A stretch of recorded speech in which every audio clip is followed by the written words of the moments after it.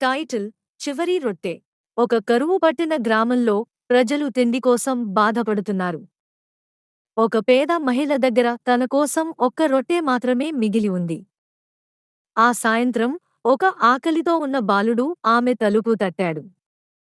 అతను బలహీనంగా, కళ్లలో తిండి కోసం వేడుకుంటూ నిలబడ్డాడు. ఆమె రొట్టె వైపు చూసింది. ఆ తర్వాత ఆ బాలుడి వైపు చూసింది. ఎలాంటి ఆలోచన లేకుండా ఆ రొట్టె అతనికి ఇచ్చింది. బాలుడు నవ్వుతూ తిన్నాడు, వెళ్ళిపోయాడు. ఆ రాత్రి ఆమె ఆకలిగా నిద్రపోయింది, కానీ మనసుకు శాంతి కలిగింది. తరువాత ఉదయం పొరుగువాడు తలుపు తట్టి ఒక సంచిలో ఆహారం ఇచ్చాడు. అతను చెప్పాడు, మీ దగ్గర ఏమీ లేకపోయినా ఒక బాలుడికి తిండి ఇచ్చావు.